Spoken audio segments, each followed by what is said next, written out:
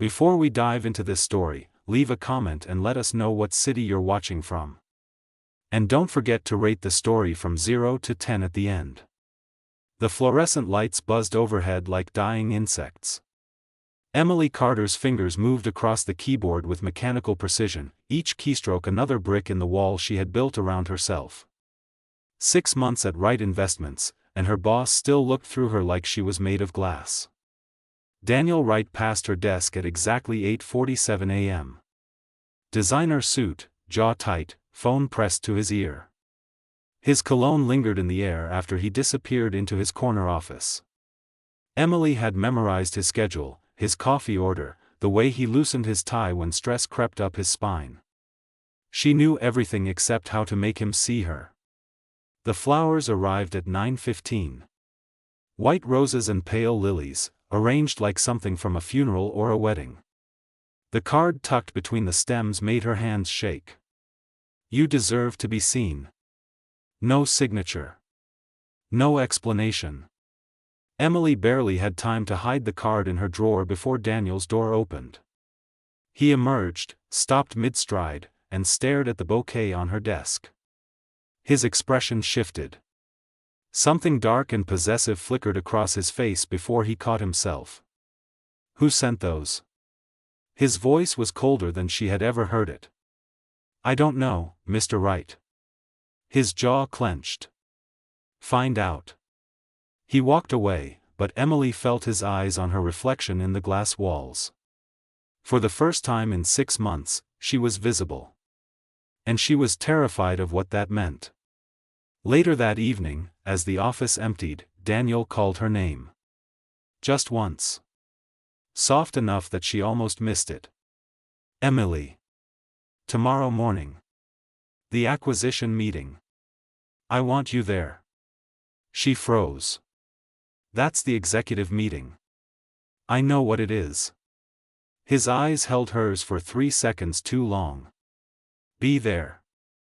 As she rode the elevator down, her phone buzzed. Unknown number. Did he notice you today? Her blood turned to ice. The boardroom smelled like leather and ambition. Emily sat at the far end of the table, her notebook open, pen ready. 12 executives. 11 ignored her. 1 watched her like a hawk watching prey. Daniel ran the meeting with calculated precision, dismantling weak arguments, building strategies from numbers and instinct. Then he turned to her. Emily. The Hartford acquisition. What am I missing? Every pair of eyes swiveled toward her. Her throat went dry. The environmental reports. Her voice steadied as she found her footing. They buried a contamination lawsuit in the footnotes. $3 million in liability they are not disclosing. Silence. Then Daniel leaned back, a ghost of a smile touching his lips. Find me everything on that lawsuit. By tonight. The meeting dissolved. As the room emptied, Daniel caught her wrist. His touch burned. Who sent the flowers, Emily? I told you. I don't know. His thumb traced a circle on her pulse point. You're lying. I'm not. Then why are you scared? His voice dropped to a whisper only she could hear. Because whoever sent them knows something I don't? She pulled away, her heart hammering against her ribs. I need to get back to work. Emily. He said her name like a warning. If someone is watching you, I need to know. Why? The question escaped before she could stop it. You never cared before. Something cracked in his expression. Raw. Dangerous. That was before someone else tried to claim what's mine. The words hung in the air between them. Emily backed toward the door, her mind spinning. I'm not yours, Mr. Wright. We'll see about that. That night, she found another message on her phone. He's obsessed now. Just like I planned. Be careful, Emily. Men like him destroy what they can't control. Then a photo. Her apartment building. Taken from across the street. Someone was watching. And they wanted Daniel to know she existed. The question was why. Emily showed Daniel the messages the next morning. His office door locked behind them with a soft click. How long? His voice was quiet. Deadly. 3 days. Since the flowers. He took her phone, scrolling through the threats with a jaw so tight she thought it might shatter. Then he made a call. Marcus. I need a full security detail. Now. Daniel, I can't afford protection. He looked at her like she had said something absurd. You think I'm asking? He set her phone down, moved closer. Someone is using you to get to me. That makes you my responsibility. I'm not your responsibility. I'm your assistant. You stopped being just my assistant the moment I realized I couldn't breathe when you weren't in the room. The confession hit like a physical blow. Emily stepped back, but he followed. This is insane. You don't even know me. I know you take the 6 a.m. bus because you can't afford the parking. I know you skip lunch to send money to your mother's medical bills. I know you stay late fixing everyone else's mistakes because you're terrified of being disposable. His voice cracked. I know everything, Emily. I've been watching you for months. I just didn't let myself care until someone else threatened to take you away. Tears burned her eyes. That's not love, Daniel. That's possession. Maybe. His hand cupped her face, thumb brushing her cheek. But it's the only kind I know how to give. Her phone buzzed. They both looked down. Check his computer. Search Project Phoenix. Then decide if he's worth saving. Daniel's face went white. What is Project Phoenix? Emily asked. Nothing. It's nothing. But she saw the lie in his eyes. She grabbed her phone, moved to his computer. He caught her wrist. Emily. Don't. She looked at him, really looked, and saw fear beneath the control. Let me go. He did. Slowly. Like releasing her would break him. She typed the password she had memorized months ago from watching his fingers. Opened the encrypted folder. And felt her world collapse. Project Phoenix. A corporate takeover scheme. Her previous employer. The company that had laid off her mother 2 years ago, destroying their family's stability, leading to the stress that triggered her mother's illness. Daniel Wright had orchestrated the whole thing. You destroyed my life. Her voice was hollow. My mother lost everything because of you. I didn't know. Emily, I didn't know you then. Would it have mattered? She backed toward the door. Would you have stopped? His silence was answer enough. There's a board meeting in 1 hour, he said finally. They're voting on dissolving Project Phoenix. I'm proposing we return the assets, make reparations. I started the paperwork the day after you were hired. Why? Because keeping the company felt less important than keeping my soul. His eyes held hers. And then you walked into my office, and I realized I had already given you both. Emily's hand trembled on the door handle. Someone knew. Someone wanted me to find this today, before the vote. They wanted me to destroy you. Then do it. Daniel's voice broke. If that's what you need, Emily, burn it all down. I won't stop you. Her phone buzzed one last time. The vote is in 30 minutes. Tell the board what he did. Or I'll tell them what you did to get this job. Below it, a photo. Emily's falsified resume. The references she had invented when desperation made her a liar. She had 15 minutes to decide who to betray. The boardroom felt like a tomb. Emily stood at the head of the table, every executive waiting for her to speak. Daniel sat at the far end, his face a mask of control, but his hands were clenched so tight his knuckles had gone white. She had made her choice. 3 years ago, Emily began, her voice steady despite the fear clawing at her throat. Right Investments executed Project Phoenix. A hostile takeover that destroyed 40 jobs and 3 family-owned suppliers. She paused.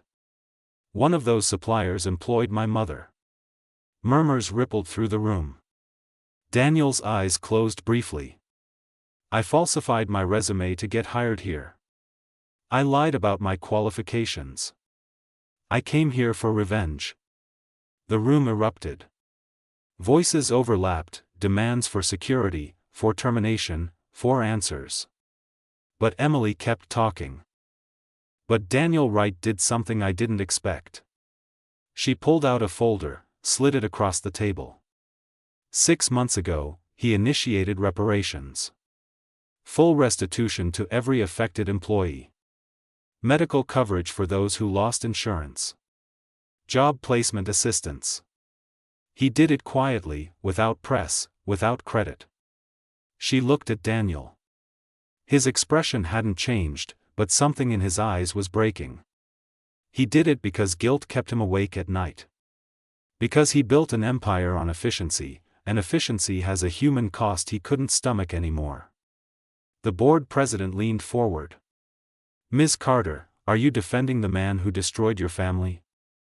No. Emily's voice cracked. I'm telling you he's trying to build something better. And I'm asking you not to let one anonymous stalker destroy that chance. She pulled out her phone, displayed the threats. Someone has been manipulating both of us. They wanted me to tear him down today. They wanted chaos. Then why are you confessing? Another board member asked. Because the only way to stop them is to control the narrative first. Emily met each pair of eyes. I'm resigning, effective immediately. I'll cooperate with any investigation. But the reparations vote should proceed. Those people deserve justice more than I deserve revenge. Silence. Then Daniel stood. If Emily Carter leaves, I leave with her. The room exploded again. Daniel ignored them, walking toward Emily with purpose. You just sacrificed everything for me, he said quietly. For them, she corrected. For the people who actually deserve it. I'm not worth this. I know. Her smile was bitter.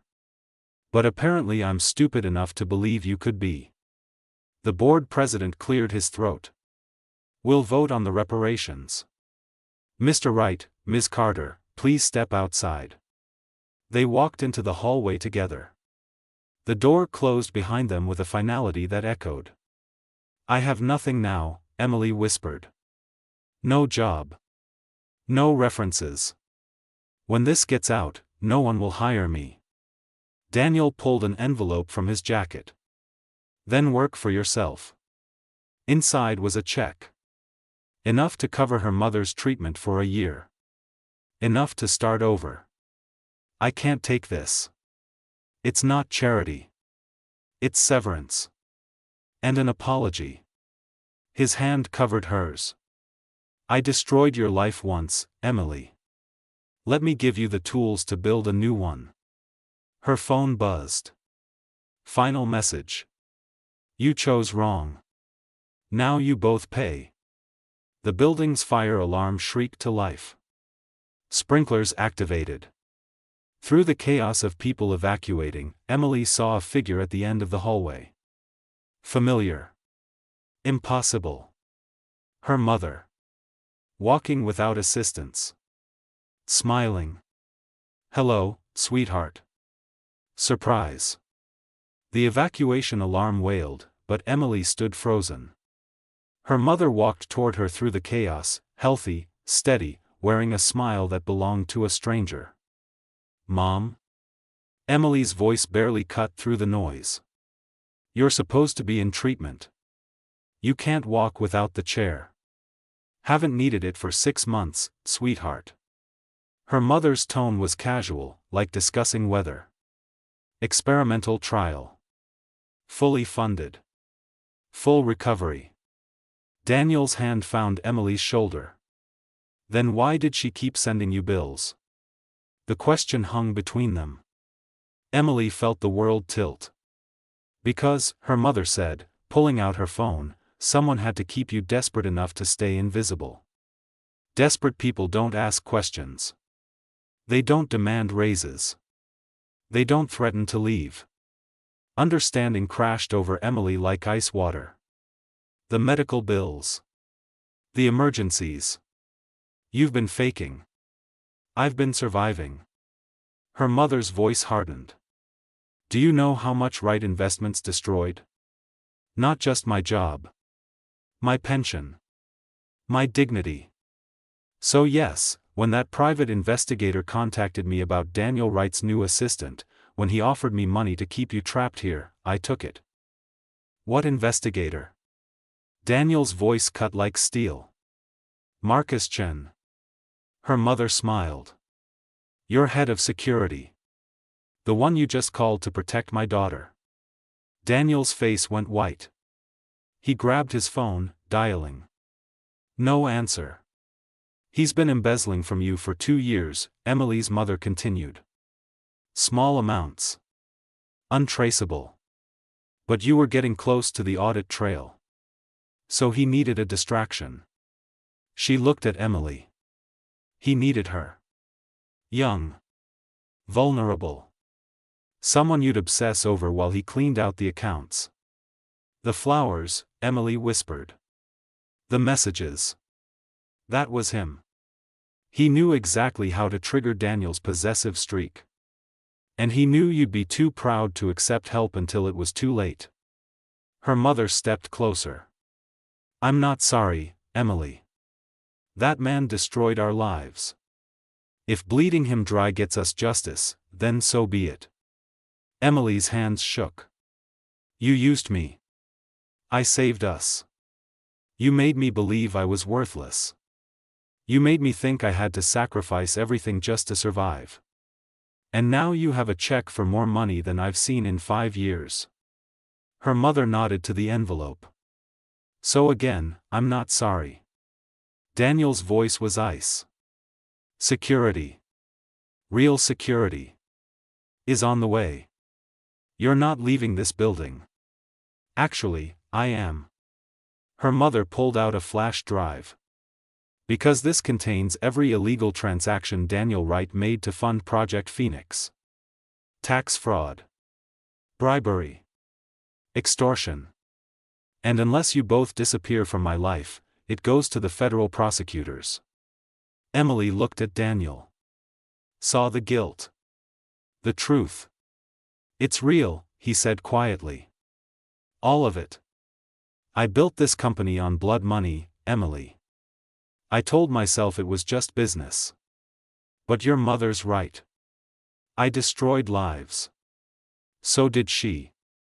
Emily's voice broke. She destroyed me. The fire alarm cut out. In the silence, footsteps echoed. Police. Federal agents. Someone had already made the call. Her mother's face went pale. Emily. We can run. Together. Start over somewhere new. No. Emily took Daniel's hand. I'm done running. I'm done being invisible. And I'm done letting broken people define my worth. They'll arrest him, her mother hissed. Everything you sacrificed will be for nothing. Maybe. Emily looked at Daniel, saw the man beneath the empire, broken and real. But at least I'll know I chose truth over revenge. The agents entered the floor. Daniel stepped forward, hands visible, surrendering before they could ask. Daniel Wright. I'm here to cooperate fully with your investigation. One agent looked at Emily. Ms. Carter? We'll need your statement. She had nothing to do with this, Daniel said. She's a victim of my choices and her mother's manipulation. The evidence will prove that. As they led him away, Daniel turned back once. Emily. The check. Take it. Build something better than I did. Her mother lunged for the envelope, but Emily was faster. She held it against her chest. You taught me to survive, Emily told her mother. But he taught me I deserve more than survival. The agents took her mother too. Fraud. Extortion. Conspiracy. Emily stood alone in the empty hallway, holding a check that represented blood money, redemption, and a choice. She thought of Daniel's words. Build something better. She thought of her mother's betrayal. Survival at any cost. She thought of herself. Invisible. Desperate. Free. 3 months later, Emily stood in a small office with second-hand furniture and a view of the river. The sign on the door read, Carter Advocacy, supporting families affected by corporate restructuring. Her first client walked in. A woman who had lost her job, her insurance, her hope. Emily smiled. Tell me your story. I promise someone will finally see you. On her desk sat white roses. No card. No explanation. Just proof that some people, once invisible, learn to bloom in the ruins others leave behind. The end. What city are you watching from? Rate this story from 0 to 10 in the comments below.